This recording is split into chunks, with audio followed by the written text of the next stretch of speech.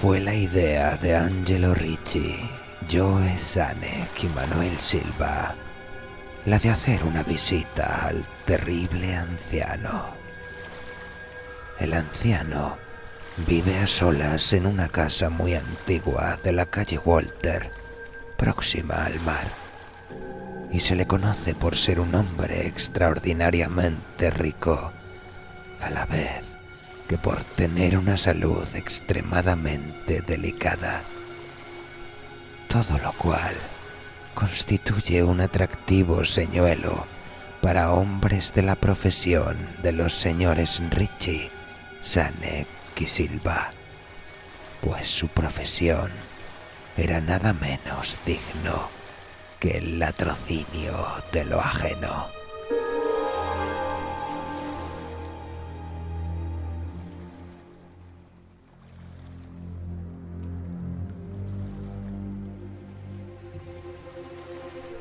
Los vecinos de Kingsport dicen y piensan muchas cosas acerca del terrible anciano, cosas que generalmente lo protegen de las atenciones de caballeros como el señor Ricci y sus colegas, a pesar de la casi absoluta certidumbre de que oculta una fortuna de desconocida magnitud en algún rincón de su enmohecida y venerable mansión.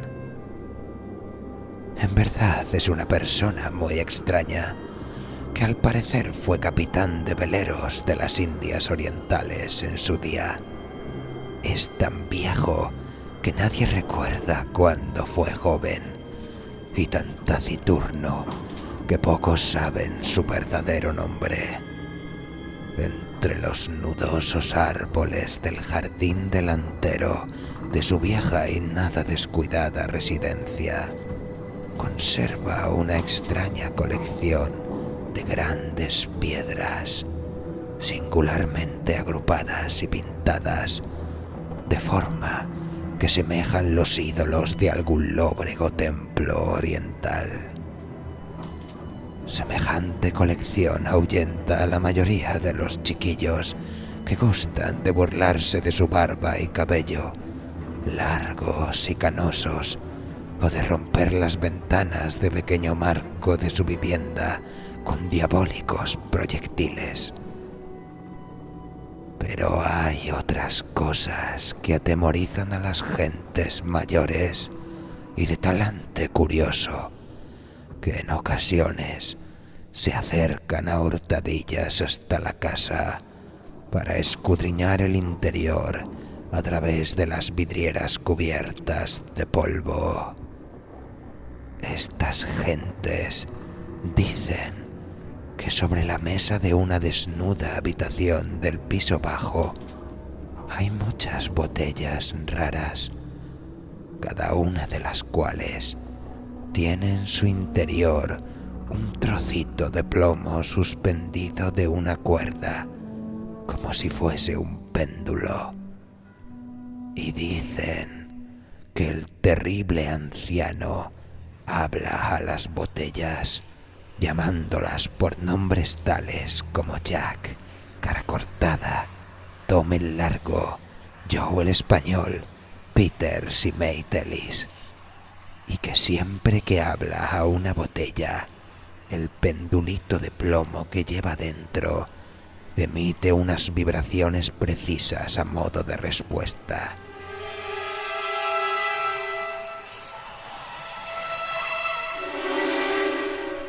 A quienes han visto al alto y enjuto terrible anciano en una de esas singulares conversaciones, no se les ocurre volver a verlo más.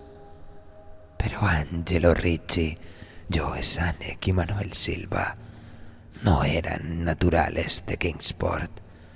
Pertenecían a esa nueva y heterogénea estirpe extranjera que queda al margen del atractivo círculo de la vida y tradiciones de Nueva Inglaterra, y no vieron en el terrible anciano otra cosa que un viejo achacoso y prácticamente indefenso que no podía andar sin la ayuda de su nudoso cayado, y cuyas escuálidas y endebles manos temblaban de modo harto lastimoso.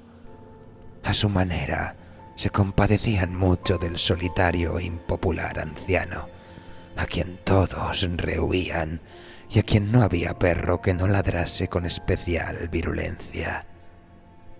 Pero los negocios son los negocios, y para un ladrón entregado de lleno a su profesión, siempre es tentador y provocativo un anciano de salud enfermiza que no tiene cuenta abierta en el banco y que para subvenir a sus escasas necesidades paga en la tienda del pueblo con oro y plata españoles acuñados 2 siglos atrás.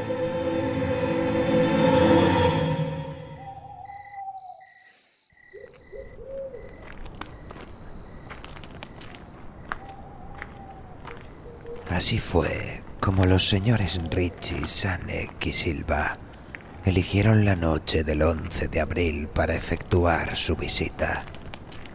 El señor Ritchie y el señor Silva se encargarían de hablar con el pobre y anciano caballero, mientras el señor Sanek se quedaba esperándolos a los dos y a su presumible cargamento metálico en un coche cubierto en la calle Sheep, junto a la verja del alto muro posterior de la finca de su anfitrión.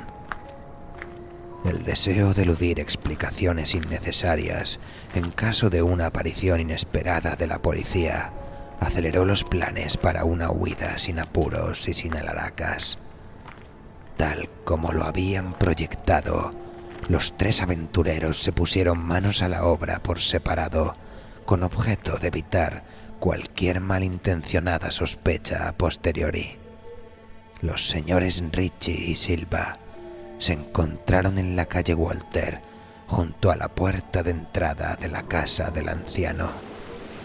Y aunque no les gustó cómo se reflejaba la luna en las piedras pintadas que se veían por entre las ramas en flor de los retorcidos árboles, tenían cosas en que pensar más importantes que dejar volar su imaginación con manidas supersticiones. Temían que fuese una tarea desagradable hacerle soltar la lengua al terrible anciano para averiguar el paradero de su oro y su plata, pues los viejos lobos marinos son particularmente testarudos y perversos. En cualquier caso, se trataba de alguien muy anciano y endeble, y ellos eran 2 personas que iban a visitarlo. Los señores Ritchie y Silva eran expertos en el arte de volver volubles a los tercos, y los gritos de un débil y más que venerable anciano no son difíciles de sofocar. Así que se acercaron hasta la única ventana alumbrada y escucharon cómo el terrible anciano hablaba en tono infantil a sus botellas con péndulos. Se pusieron sendas máscaras y llamaron con delicadeza en la descolorida puerta de roble.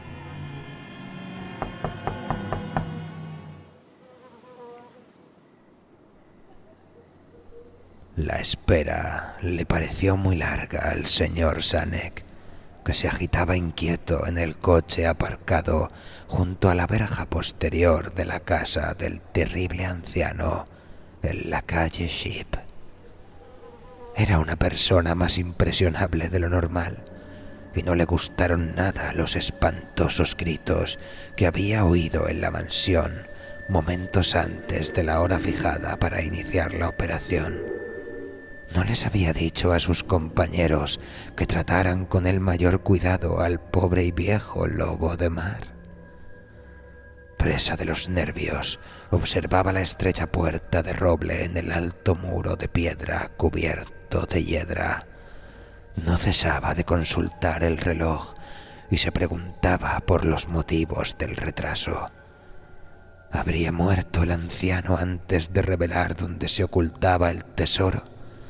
¿O habría sido necesario proceder a un registro completo? Al señor Sanek no le gustaba esperar tanto a oscuras en semejante lugar. Al poco llegó hasta él el ruido de unas ligeras pisadas, golpes en el paseo que había dentro de la finca.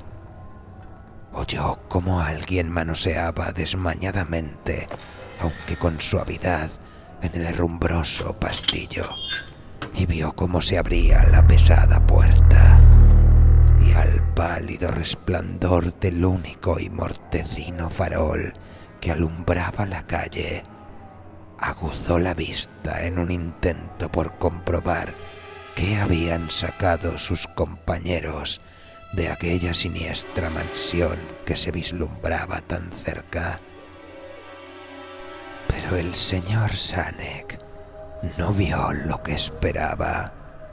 Allí no estaban ni por asomo sus compañeros, sino el terrible anciano que se apoyaba con aire tranquilo en su nudoso cayado y sonreía malignamente. El señor Sanek no se había fijado hasta entonces en el color de los ojos de aquel hombre. Ahora podía ver que eran amarillos.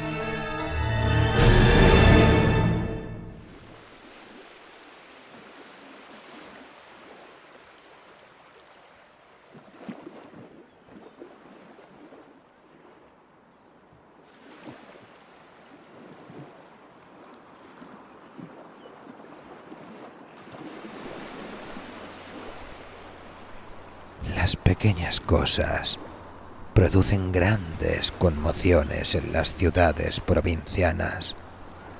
Tal es el motivo de que los vecinos de Kingsport hablasen a lo largo de toda aquella primavera y el verano siguiente de los 3 cuerpos sin identificar, horriblemente mutilados, como si hubieran recibido múltiples cuchilladas, y horriblemente triturados, como si hubieran sido objeto de las pisadas de muchas botas despiadadas que la marea arrojó a tierra.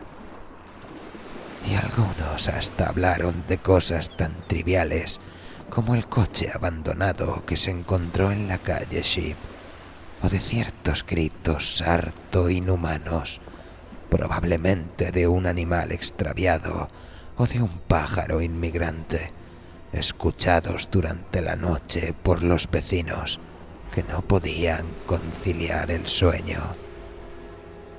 Pero el terrible anciano no prestaba la menor atención a los chismes que corrían por el pacífico pueblo. Era reservado por naturaleza, y cuando se es anciano y se tiene una salud delicada, la reserva es doblemente marcada.